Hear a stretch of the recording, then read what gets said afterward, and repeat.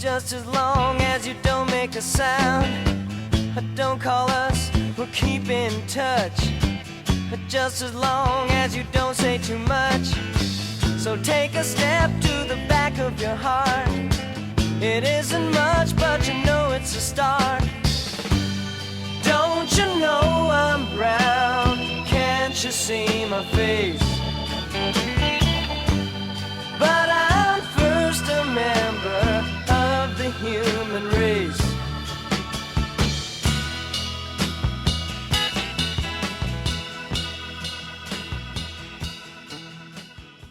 So this is Mr. Guerrero. He is our special guest today.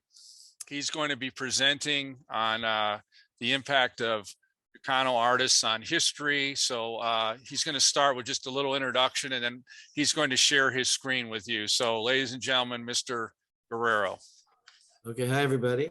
So this is going to be just a short little history of Chicano rock, basically. I know some people say high school kids don't have a long attention span. You know, hopefully you guys will prove them wrong. Now I see that there's a lot of people with Hispanic surnames, so I assume some of you are Latino Americans, but you don't have to be interested in this, because this is part of music history and it's rock history. Now, you know, I believe, and I think it's a fact, that one of the reasons I do this history is because of racism. We all know racism exists in the world. I believe it's harder for Latino Americans and a lot of Americans of color, other than African Americans. It's hard to break into the music business. So all these people that you're going to hear about, I think, beat the odds to have a career and to make a hit record or to whatever they did. So I think it's important that these stories are told. And so let's, I guess let's go to that screen here. Oh, no, by the way, if you have a question, please ask. I'd like this to be interactive and, you know, not just me talking, but, you know, participate, whatever you like, if you have any questions. Well, here it is. Okay, I'm going to start with, first of all, I'm a musician. I've spent my whole life, been in bands since I was 13 years old, and I've made my living as a musician. I've recorded for major labels and have my own career.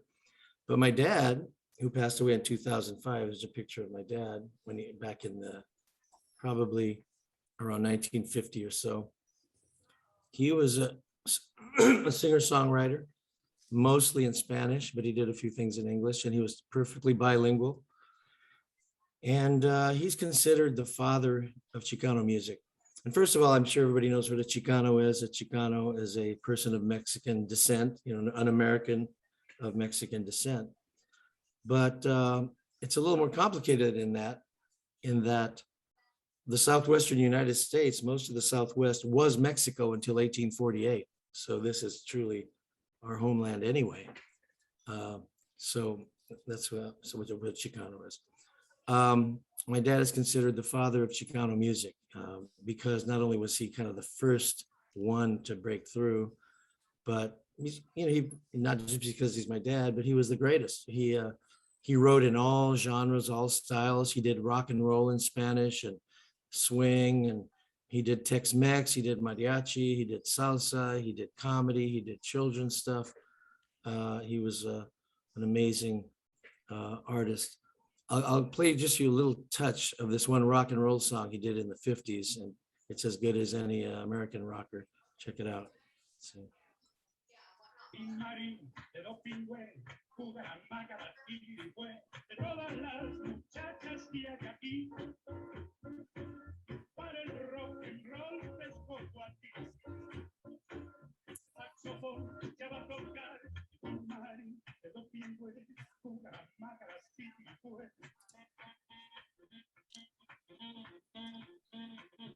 So that was my dad. That's a picture of me and my dad.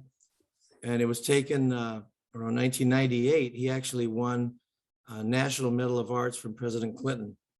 And my brother and I got to go with him to the White House. And this was after getting back from the White House, 1998 or so. And then here's my dad and I in concert. We did a lot of concerts together. Now, do you think of a YouTube, would they be able to hear it?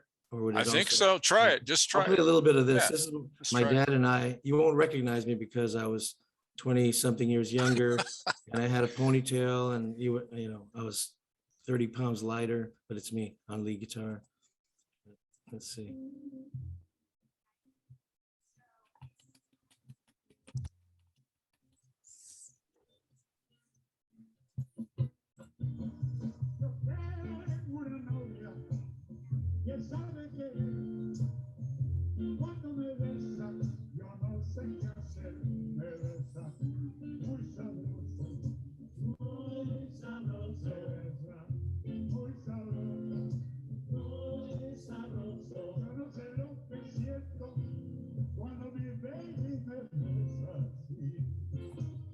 So anyway, okay.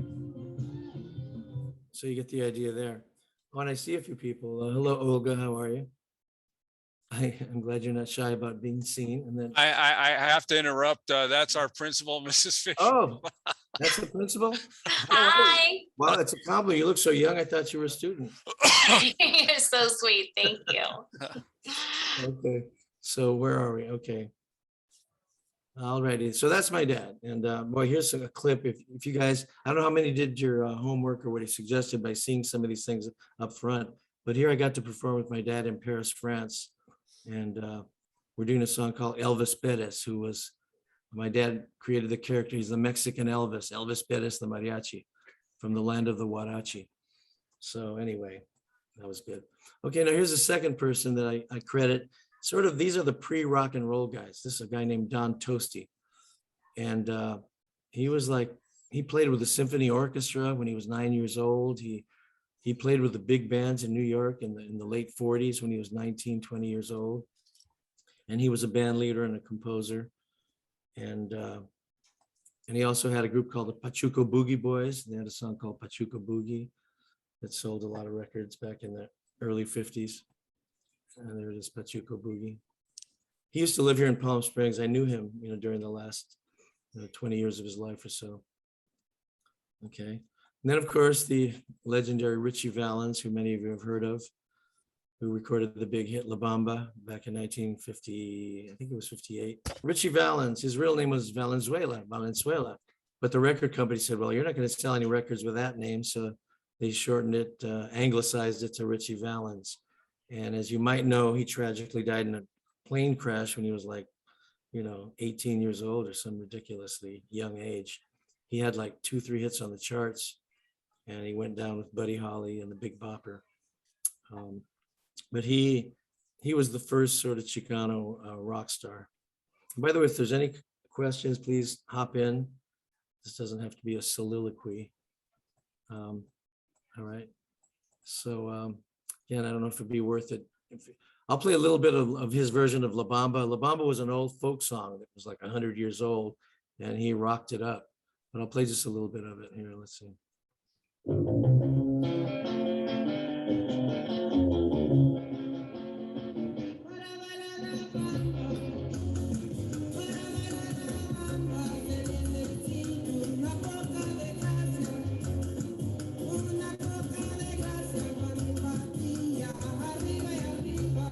Now, was that clear, Jim? Yes, yes. Now, Mr. Guerrero, the most of these kids will hear Los Lobos' version of Oh, La that's Bamba. right. And Los don't Lo- go ahead. Los Lobos are friends of mine. We went to the same high school, Garfield High School in East Los Angeles. And yeah, they came out of East L.A. and they wound up re-recording this song for the La Bamba movie in 1988 or 87. And they went #1 with their version of Richie's version. They pretty much did it the same way, except at the end, they threw in a little bit of the traditional acoustic version at the end. Oh, yeah, right. Okay, so that's that. Okay, now there was a group called the Champs, and their leader was named Daniel Flores, a Mexican-American guy. And for some reason, he changed his name to Chuck Rio, but Rio also sounds like another Latino name. So I don't get why he went from one Latino name to another, but he did. But here's a little bit of tequila. You probably have heard of this because from the Pee Wee Herman movie, Pee Wee Herman, Pee Wee's Big Adventure, he dances to tequila here. So this song.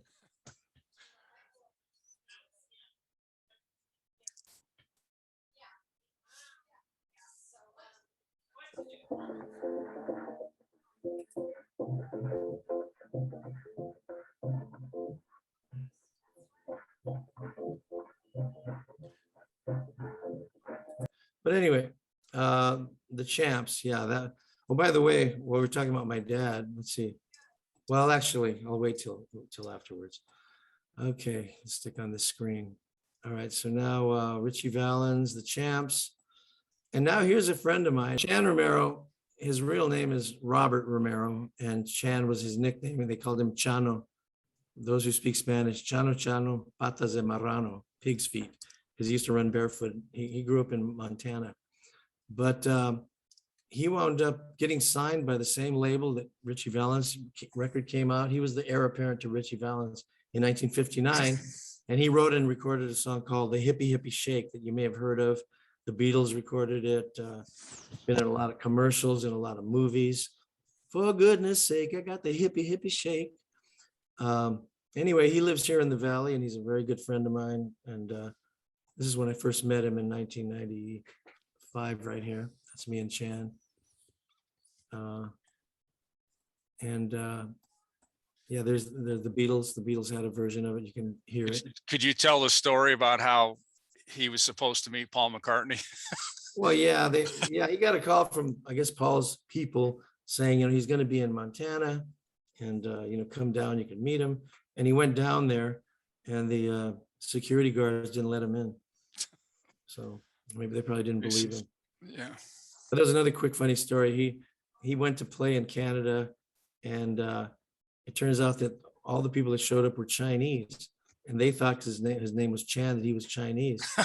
Where's Chan? Where's Chan?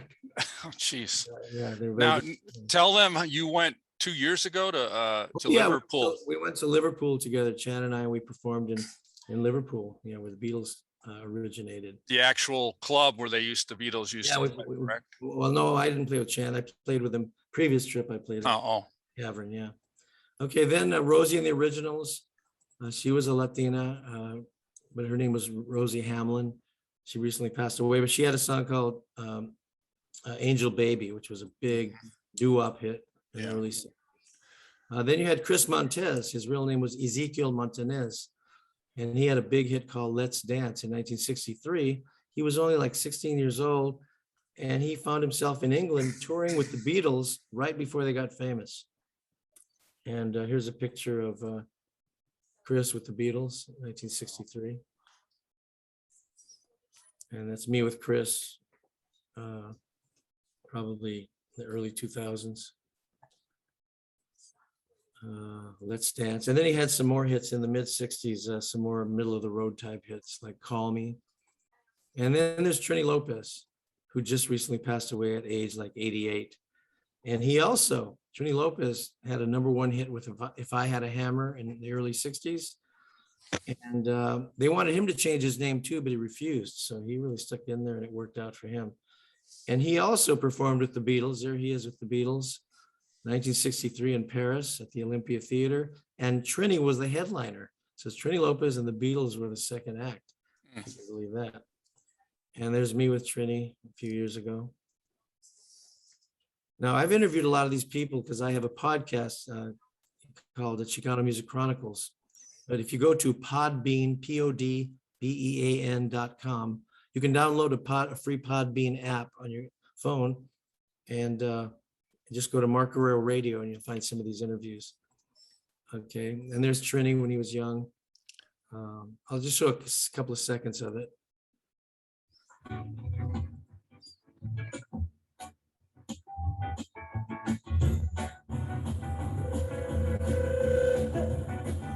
So like I said, I'll get out of there. That has a lot. What's that? That has a lot of a more funky sound than the group Peter, Paul and Mary. Thank you. Yeah, Peter, Paul and Mary. It was a folk song, and when I interviewed Trini, he said, "Yeah," he said, "but it was boring. I thought I'd spice it up and add a little salsa to it." And he made it more of a Latin groove. Yeah. And then, of course, in the mid '60s, you had Sam the Sham and the Pharaohs. See, they're dressed as Arabs or whatever. And most of them were Chicanos. And you may have heard of the song Wooly Bully. Mm-hmm. That was #1 in 1965. Sam the Sham and the Pharaohs. And the same year, you had Question Mark and the Mysterians. And there they are with Dick Clark. That's them below when they were older. I got to play with them, not in the band, but I did a show in Pittsburgh, PBS show. And I was playing with a group called Cannibal and the Headhunters, which will come up in a second. Mhm. And they were on the bill. We played right before them. But Question Mark, this guy with the sunglasses, he's a little wacky. You know, I talked to him on the phone once for a few hours, and even publicly, when he had the big hit, they had a #1 hit called 96 Tears. Mhm. And he used to say that he was born on Mars and that, that he remembers all his past lives. And he's a very bizarre guy. Says he can dance better than James Brown and Michael Jackson, which wasn't true, but he did it, man. He wrote the song and couldn't even play an instrument. He just wrote the song. His band put chords to it. They recorded it in some living room, and it wound up being #1, if you can believe it. Wow. That's when I met him. That's me. That's Question Mark there from that Pittsburgh thing. 96 Tears. Okay, then you had Renee and Renee. As a matter of fact, Renee is going to be at my house today. They're coming over to shoot a few videos. Renee and Renee, they had a couple of major hits in the mid 60s, early 60s. Their biggest one was called Angelito, and it was bilingual, and it went national. And that's him more now, the way he looks now. Rene Ornelas. And there he is when I interviewed him for my radio podcast. And there they are on the Dick Clark American Bandstand show. Okay, and then you got Sonny Osuna, who's a Tex-Mex legend. That's me with Sonny. He was also on my podcast show. He had a big hit called Talk to Me in the early 60s. He had a group called Sonny and the Sunliners. Okay, now you're getting into, there's another guy, Little Joe Hernandez is another Tex-Mex legend. Now we're getting into my territory here. I grew up in East Los Angeles in the 60s. And there were tons of bands and tons of teenage venues, and several of the East L.A. bands had national hits. The first one was the Premiers. They had a song called Farmer John. And here they are, like in the 90s. That's me with them. They had a reunion. This is them when they were young, when they were on the American Bandstand show. Okay, and then another group to have a national hit from East LA was called the Blendells. They had a song called La La La La La that went national. And then here's Cannibal and the Headhunters. They were from East LA. They grew up in the projects, and they used their sort of, I don't want to say gang names, but a lot of Chicanos in the barrio, a lot of them would have nicknames, you know. These guys had nicknames. This was Scar, Rabbit, Yo-Yo, and Cannibal. And they named him Cannibal because when his older brother got into a fight, he bit somebody. So they started calling him Cannibal because he bit somebody. And then they called Frankie Little Cannibal, and the name stuck. And when the group had their hit, they were called Cannibal and the Headhunters. And they actually toured with the Beatles in 1965. And here's some other East LA groups. The Sisters, they were all Mexican Americans from East LA. Little Ray Jimenez, a great singer, came out of East LA. The Midnighters, these are all East LA groups that emerged from the 60s. And then 1970, there was a group from East LA called El Chicano. And they had a hit called Viva Tirado. They toured the world. They had another hit in 1973 called Tell Her She's Lovely. That's me with the members of El Chicano there. Okay, then you had a group called Tierra, and they emerged in the 70s, but they had a national hit in 1981. There was a doo-wop song called Together. They played Carnegie Hall. They toured with a lot of major R&B groups. And their leader just passed away this year, but they're moving on. That's Rudy Salas. Okay, and this is me. This is a little of my history. That little guy with a flat top was me when I was about 14, 15 years old. I had a group called Mark and the Escorts. And we made a record called Get Your Baby, an instrumental. And 50 years later, it wound up in a major motion picture called Logan Lucky, 2017, I believe it was. starring Daniel Craig and Katie Holmes and Adam Driver. And they played our whole record in the movie. It's ridiculous. It was just like, it was a surreal thing. Okay. And this was my second band. That's me when I was about 16. The Men from Sound. And that's me when I'm about 18. A group called 1984. And then here's when I was 21, I was with produced by a guy who's in the Rock and Roll Hall of Fame named Lou Adler, who produced the Mamas and the Papas and Carole King and a lot of great artists. And then I was with A&M Records in 1974. That's me when I was about 23. I had a group called Tango. And if you haven't seen my videos, here's one you might want to see on your own time, On the Boulevard. Just put my name in YouTube. A lot of stuff will pop up, including that song. Here's a song called I'm Brown. I'm very proud of. Came out on Capitol Records. And the chorus says, don't you know I'm brown, can't you see my face, but I'm first a member of the human race, which I'm proud of. You know, it's like, say we're all together in this, you know. And then here's a group called Reuben and the Jets, early 70s. Ruben Guevara. Then there was a group called Redbone. They had a Native American image, but two of them were actually Chicanos from Fresno. But all Mexicans and Chicanos, most of us have native blood, you know, whether it's Mayan or Aztec or whatever, it's still Native American. So the Americas back in those pre-Columbus, there were no countries. It was all Native Americans, all natives, you know, indigenous to this continent. Anyway, they had a big hit called Come and Get Your Love. Come and Get Your Love.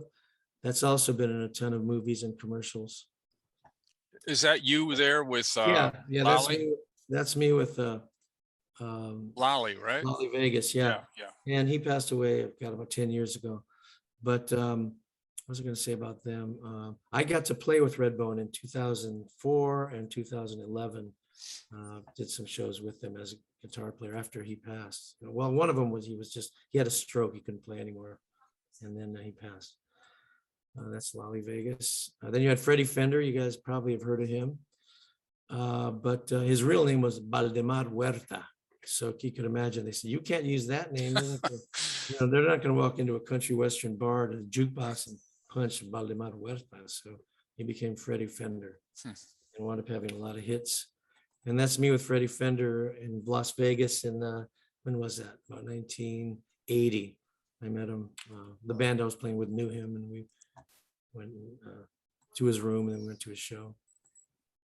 That's Freddie Fender. Linda Ronstadt. A lot of people don't know her father's Mexican-American, or was it her mother? But her father used to sing in Spanish also. And she made an album in Spanish called Canciones de mi Padre that went really big, where she was singing mariachi music. Didn't she know your dad when she was young? Oh yeah, when she was a baby, because my dad knew her dad in Tucson, Arizona. My dad is from Tucson, Arizona, and so is Linda Ronstadt. So when she was like 3 years old, my dad and her dad would be singing, and she'd be sitting on the floor, you know. So yeah, my dad knew her dad very well. Now we're getting into now see, Chicanos and Chicano rock, we moved with the times. So the history of Chicano rock is parallel to the history of rock and roll. So in the late 70s, early 80s, the punk scene happened. So you had a bunch of Chicano punk groups. And this was one from East L.A. called Los Illegals. And they had a song called L.A. And it's a really cool song, totally punk. That's me there with Los Illegals later on. That's like in the probably early 2000s. And the leader of the group, Willie Heron, the guy on the right there, he's a genius muralist and painter also. He did some incredible murals in East LA that are protected by the state. And he became a very successful artist. And he was also a musician. And then here's a group called The Brat, you know, out of East LA in the 80s. And that's one of the girls from the lead singer of The Brat. Recently when I interviewed her for this other project, Teresa Covarrubias.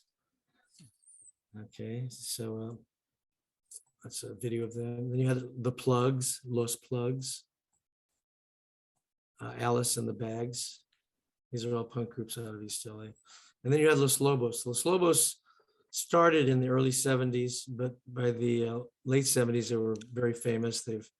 They're playing to this day. They've been touring for like 40 years. They've had tons of albums out. And that's me with Los Lobos sometime in like 95, I think it was. So you can look up some of their videos. And then you had a group called Quetzal that was doing a lot of traditional kind of music in Spanish. Aslan Underground, these guys are wild. They're totally pro-indigenous in general. And all their music is about indigenous peoples, and they're very political. One time they were in concert and some black helicopter came and hovered right in front of them. They were playing outdoors, and I think the government was watching them. It might have been considered too radical. And there I am with Aslan Underground. Look at this guy. He has his face covered with all this stuff. A couple of them have their face covered, and this had nothing to do with, this was before COVID. But these guys are like hardcore, Aslan Underground. And then you have some current groups like La Santa Cecilia. They're a Grammy winning group right now. They're out of East L.A. as well. Let me see, I think I might have skipped a couple. Yeah, here's a group called the Tex Maniacs. They're from San Antonio, and they've won a Grammy or two. Lighter shade of brown. And then you have Chicano Batman. I don't know if you guys have heard of them, but I love their name. They've emerged. They played Coachella. They've been they're emerging, and they're very much a throwback. They kind of play like the groups from the 60s and 70s. They use the real old time instruments. You know, they don't use a bunch of digital stuff, and that's that. So hey, that's about the quickest I've done this survey. So that's pretty much it. So please, if you have any questions or comments, please let's get it on. You know. Any questions for Mr. Guerrero? Out of everybody in this list, how many of them have you met? Almost all of them. I mean, I'd say Great question. probably 80%. And if you guys are interested, look at my website. I know Mr. Hoffman gave you the links, but if you go to markguerrero.com or markguerrero.net, you'll see stories of all these groups, videos. I've interviewed most of them on my podcast or for articles I've written, because I'm really trying to chronicle this history on my website and with my podcast. But because I've done all this work for the last 20 something years, I've spoken at universities. I've been to, Ohio State, UC Berkeley, UCLA, museums, talking about this, and going to, just lecturing on Chicano rock and history of East LA rock. Mr. Guerrero, we've got a great question here, and I know you touched on it. What does the word Chicano mean? Oh, well, it says nobody knows for sure, but some people just think that it comes from the word Mexicano, which is Mexican in Spanish. Mexicano, Chicano, Chicano. They came from that. That's what a lot of people think. Also, the Aztecs, their original name was the Mexica. That's what I think they were called in Mexico, Mexica, and that's probably where the word Mexico comes from Mexico, and the word Chicano comes from Mexicano. That's what many people believe, but nobody knows for sure. It's a nickname. And now back in the 30s and 40s and 50s, when the word Chicano emerged, it was kind of a street term that, street people dug and hipsters dug, but older conservative people, oh, I hate that name. We're not Chicanos, we're Mexicans, or we're Mexican Americans. And to this day, there's some people that don't like the name, but in the late 60s, when the Chicano movement started, and intellectuals and even the universities picked it up, and Chicano studies programs started in universities, and there's still to this day a lot of Chicano studies. I have a bachelor's degree in Chicano studies from Cal State Los Angeles myself. I graduated in the 70s, and so the word now is a word of respect. We like to call ourselves Chicanos, most of us, but there's still a lot of conservative people that wouldn't like the name, but we wear it as a badge of honor. Any other questions or comments? While you were meeting all these people,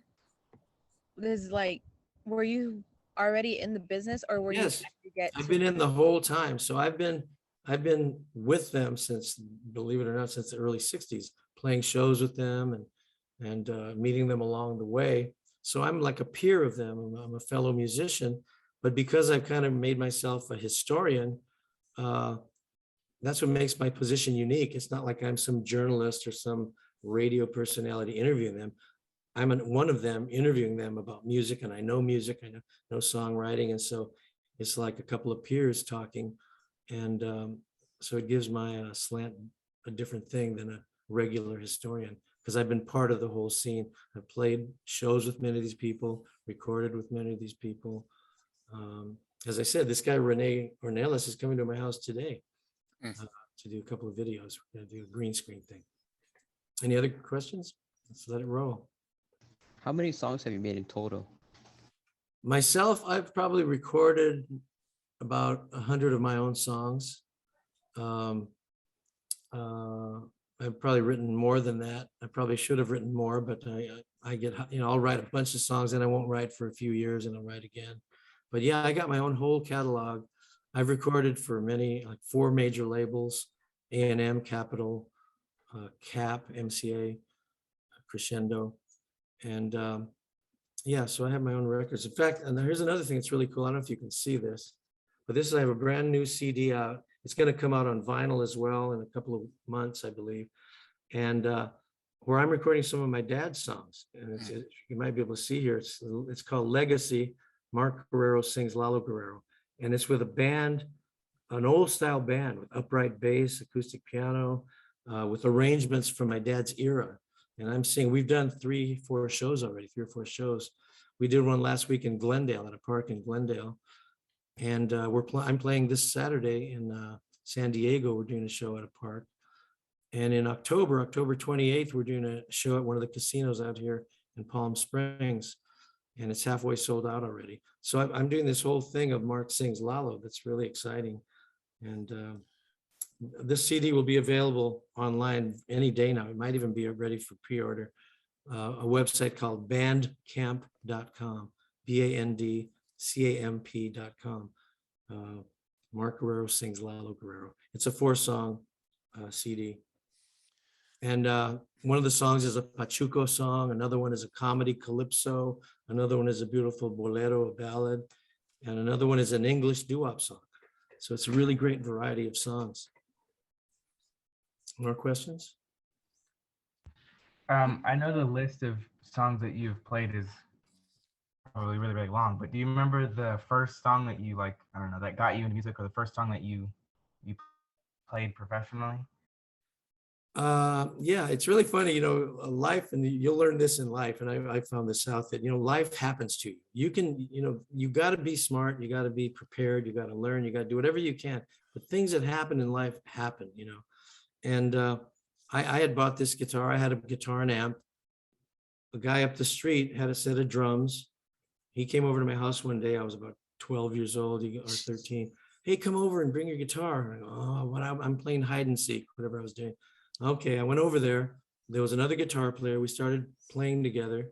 And then we got a gig and we became a band. And that was the birth of the Escorts. And I think the first job we did was a house party. And then we played at a CYO hall and we played at a park. And we just went from there. So it wasn't planned. I didn't say I'm going to make a band. It just happened. And that's kind of the way it happened. Was that the question? Did I answer the question? So from then on, I was in music.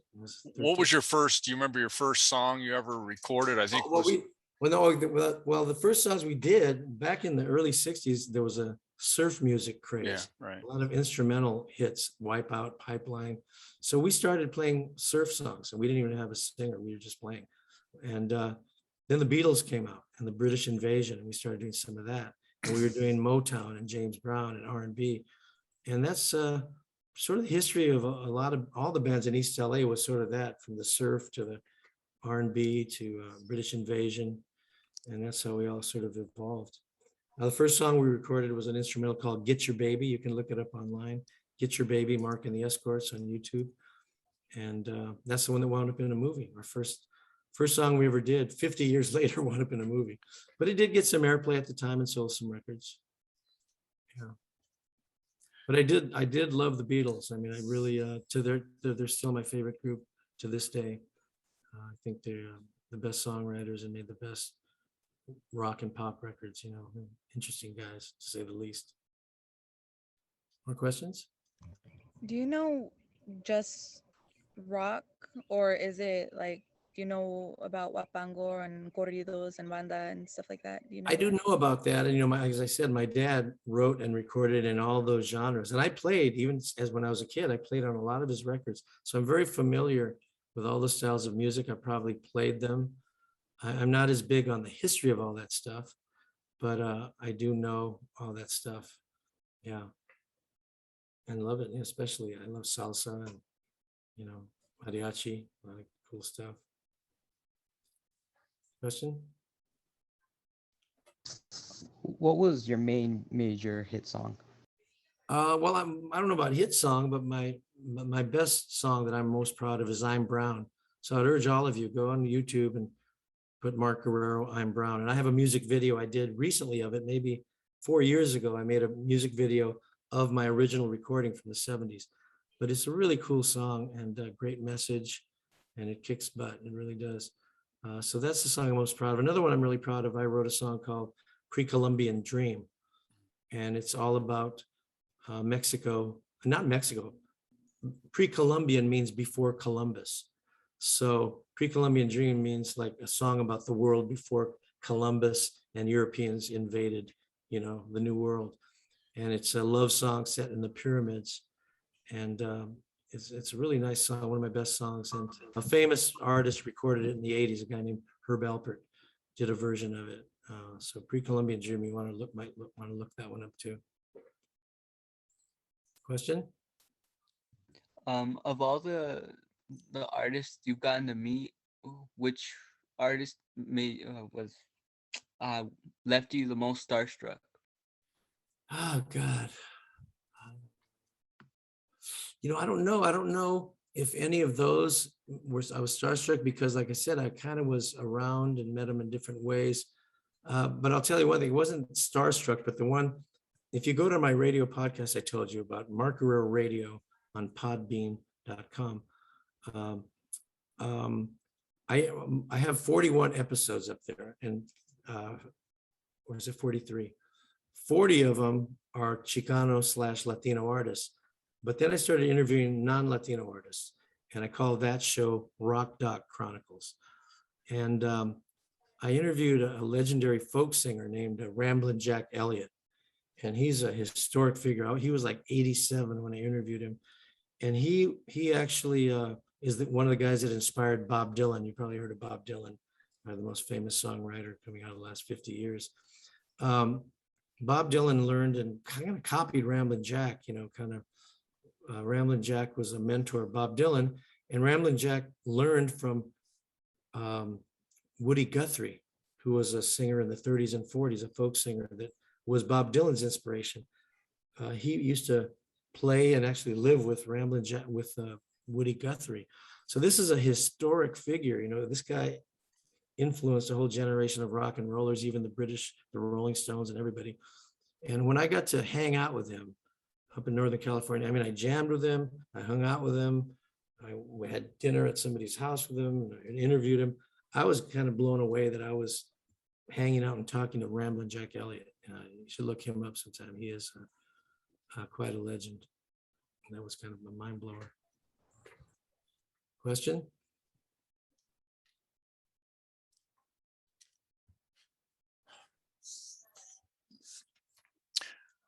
Any other questions, guys? Wow, I'm impressed by all the questions that came forth. So, and I'm really happy that you guys hung in there and actually listened to the whole thing. I thank you for that. And like I said, just put my name, M-A-R-K Guerrero, into YouTube. Tons of stuff will come up, or go to my website, markguerrero.com. And the actual URL, if you're on a laptop or computer, if you go to markguerrero.podbean.com, you can get to it that way directly too, or you download the app, the free app on your phone. well, guys, I'm sorry. Thank you Go for ahead. listening. Mr. Guerrero, thank Yeah. you so much. This was Oh. really educational Oh. and really rich in history. Thank you. And being during our, right now we're celebrating the Latino month. It's perfect timing. So Good. it's so wonderful. Well, I had a great time, and I'm really pleased the way it went.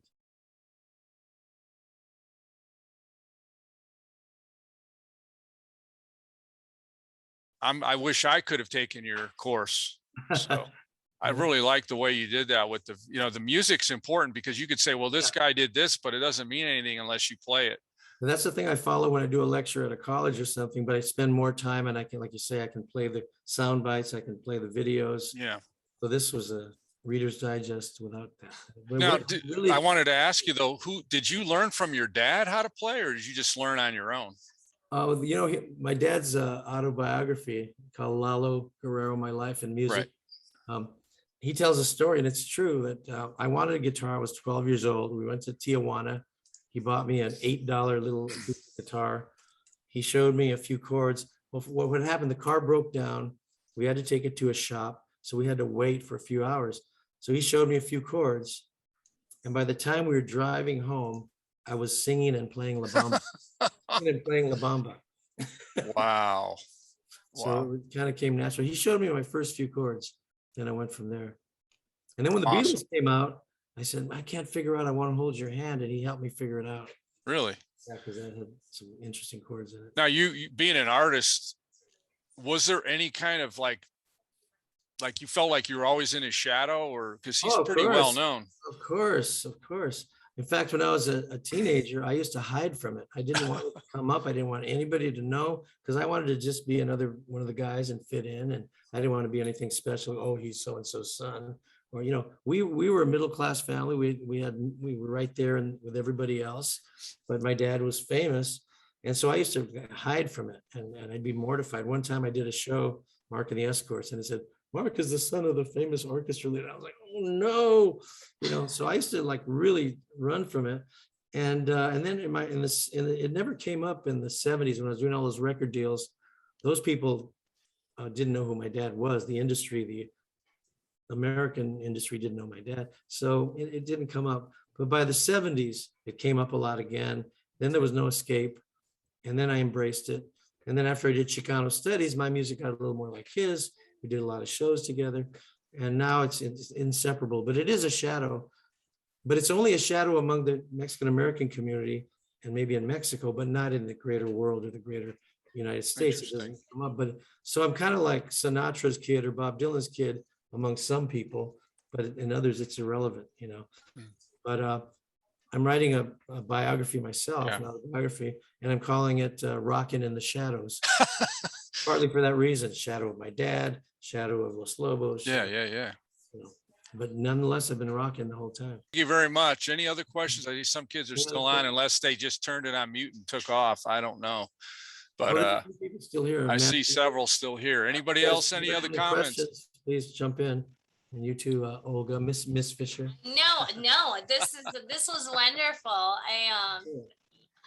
Sometimes like we get to experience other cultures and it's neat to So important.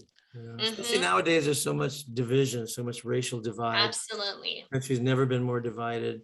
And, we're all one. That's like my song says, We So- are.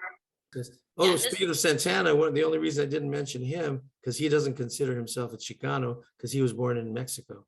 But he came here when he was 7. So in a sense, he's multicultural, bicultural. He's a Mexican American, but since he wasn't born here, technically he's not a Chicano. So and he doesn't consider himself one. So that's why I left him out of the list. But he's Mexican American too. But I made a comment about life is short, and you said very true. Enjoy the ride, living in the moment, valuing your relationships, being kind to others. You said, and we're all in the same boat. Yes, yeah. And I that I'm was telling like, you young people that are still here, you'll be shocked how fast life goes. So make good decisions and be serious. Have fun, but be serious about what you're doing, because you'll turn around and you'll be 40, and then you turn around and you're on Medicare. So it's really fast. I'm right, almost there.